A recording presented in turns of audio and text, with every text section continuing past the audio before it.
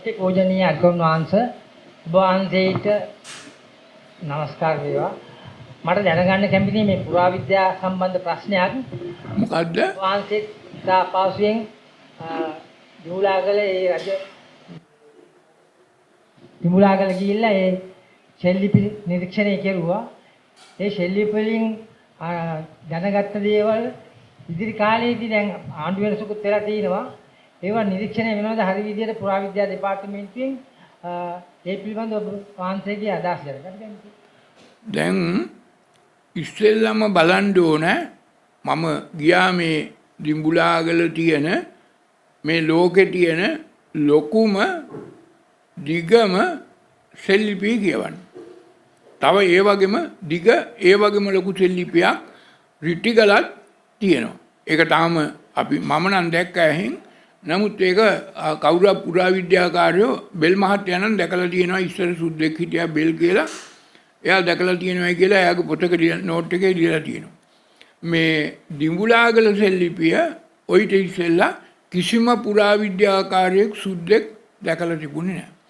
මේ දිඹුලාගල සෙල්ලිපිය තියෙන්නේ මේ අපේ අනුරාධපුර යුගයෙන් පස්සේ ආව අර අකුරු නෙමේ.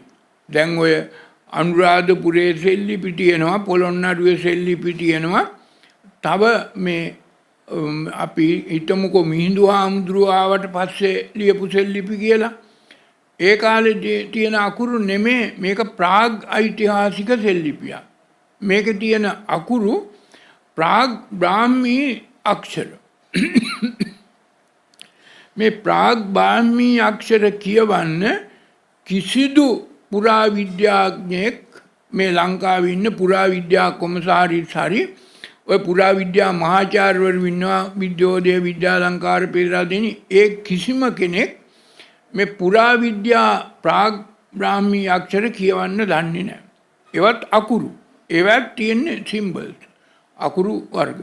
ඉතින් ඒක නිසා දැන් ඔය විජයගෙන් පස්සේ එහෙම නැත්නම් මිහිඳු හාමුදුරන්ගේ පස්සේ දේවානම්පියතිස්ස රජුරුවන්ගෙන් පස්සේ අනුරාධපුරයේ හෝ පොළොන්නරුවේ හෝ ලියපු අකුරු නෙමෙයි මේ දිඹුලාගල සුද්ධෝදන රජුරුව ඉන්න කාලේ ලියපු අකුරු.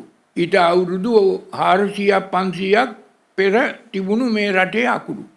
එතන පළවෙනි කාරණේ තමයි දිඹුලාගල සෙල්ලිපියේ තියෙන අකුරු. ඒවත් යම් යම් හැඩ රූපය ගන්න අකුරු. ඒවා ඉතින් දැන් ඔය විද්‍යාලංකාරේ කවුද කරුණාරත්න කියලා පුරාවිද්‍යාකාරයෙක් කියලා මහාචාර්ය වෙනෙක් එක එක ඒවා කියනවා. හැබැයි එයා දන්නේ මේ අකුරුයි අර ප්‍රාග් ඓතිහාසික අකුරුයි එකයි කියලා. ඒ අකුරු දෙකක්, වර්ග දෙකක්. ඉතින් ඒක නිසා මේ සුද්ධෝදන රජුරුව හිටපු කාලෙත් අකුරු ලිව්ව මේ මිනිස්සු. බුදුහාමුදුරුවන්ගේ කාලෙත් බුදුහාමුදුරුවෝ මේ වගේ ඉස්කෝලේ ගිහිල්ලා ඔය විශ්වවිද්‍යාලයට ගිහිල්ලා ත්‍ක්ෂිලාවට ගිහිල්ලා ඉගෙන ගත්තා. ඒ ඉගෙන ගත්ත අකුරු තිබුණා, හෙළ අකුරු තිබුණා, ඒවත් තිබුණා. ඉතින් ඒක නිසා එතන තියෙන්නේ දිඹුලාගල සෙල්ලිපිය තියෙන්නේ මේ සුද්ධෝදන රජුරුවන්ගේ කිඹුල්වත් නුවර. මේක කිඹුලගේ වතක් වගේ නුවරක්. මේ මහවැලි ගඟේ එහෙම මේ කිඹුල් වතක් තියෙන්නේ මෙතන. ඒ වගේම කන්දක් තියෙනවා. කන්දත් දිඹුලාගල කන්දේ කිඹුල් වතක් ස්වරූපයක් ගත්ත වතක්. ඉතින් ඒක නිසා මෙතන මේ දිඹුලාගල මේ අකුරු දහසකට වැඩි සෙල්ලිපියේ කියලා තියෙන්නේ සුද්ධෝදන රජුරුවන්ගේ රාජධානියට සහ ශාක්‍ය රාජවංශයට සිද්ධ වූ දේ. දැන් මුලින්ම සිදුහත් කුමාරයා රජගෙදරින් ලොකු රාජ්‍යයක් තිබුණ මේ ශාක්‍ය රාජධානිය ප්‍රදේශයක්ම ඔය මහවැලි ගඟින් එගොඩ මහියංගනේ ඉඳන් මූදට යනකම් තිබුණු ලොකු රාජධානියක් තමයි ශාක්‍ය රාජධානිය. ඉතින් ඒක නිසා මේ ශාක්‍ය රාජධානියට තිබුණු ලොකු විශාල ප්‍රදේශයක්. මේ ශාක්‍ය රාජධානියේ දැන් රජකම ගන්න හිටිය කුමාරයා තමයි සිදුහත් කුමාරයා. සිදුහත් කුමාරයා රාජධානිය අත්හැරලා මහණ වුණා. මහා අභිනික්මනක් කළා, බුදු වුණා. ඊට පස්සේ සිදුහත් කුමාරයාගෙන් පස්සේ ගන්න හිටියේ නන්ද ආනන්ද දෙන්නමත් ආනන්ද හාමුදුරුව හැටියට මහාන කරගත්ත සුද්ධෝදන රජුරුවන්ගේ දෙවනි බිසවගේ දරුවෝ. ඒ වගේම අර අනික් කුමාරවත් අර මේ ජනපද කල්යාණීව කසාද බඳින්න හිටිය කුමාරයාවත් මහාන කරගත්තා. ඊට පස්සේ රාහුල කුමාරයාවත් මහාන කරගත්තා. ඊට පස්සේ සුද්ධෝදන රජුරුවන්ටත් බණ කියලා දහම කියලා මගපල් ලැබලා අරහත් කරගත්තා. දැන් මේ සුද්ධෝදන මේ ශාක්‍ය රාජධානියේ එකදු කෙනෙක්වත් හිටියේ නැහැ මේ රාජ්‍ය ඉදිරියට ගෙනියන්න. ඒක නිසා මෙතන මාලිගා 3ක් තිබ්බා. සුද්ධෝදන රජුරුවන්ගේ මාලිගාවත් ඊට පස්සේ අර සිදුහත් කුමාරයාට හදලා දුන්නනේ රම්‍ය සුරම්‍ය සුබ කියන 3ක්. ඒකෙන් සුරම්‍ය මාලිගාව තිබුණා.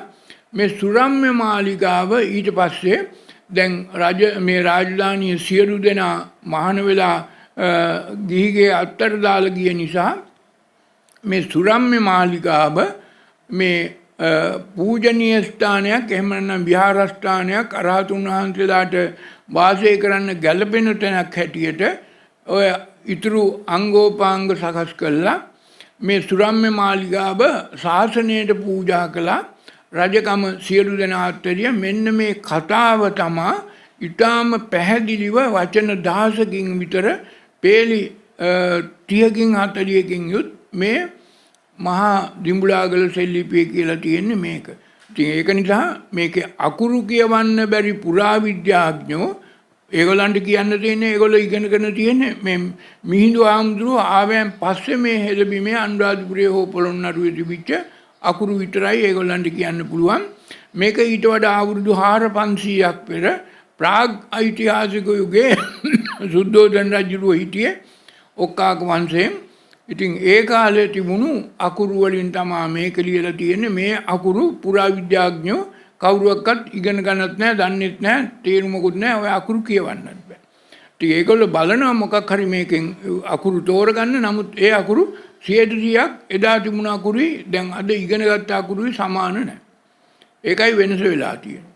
ඒ වගේම රිටිකල තියෙන ලොකු සෙල්ලිපියක් ඒ අකුරෙන්මයි ලියලා තියෙන්නේ. ඒවත් ඔය මේ අනුරාධපුරයේ හෝ පොළොන්නරුවේ තියෙන නොයෙකුත් සෙල්ලිපි තියෙනවා. ඒ සෙල්ලිපි වල තියෙනවා ඒ අකුරු නෙමෙයි තියෙන්නේ, ඒ වචන නෙමෙයි, ඒ පද නෙමෙයි තියෙන්නේ. ඒකයි වෙනස.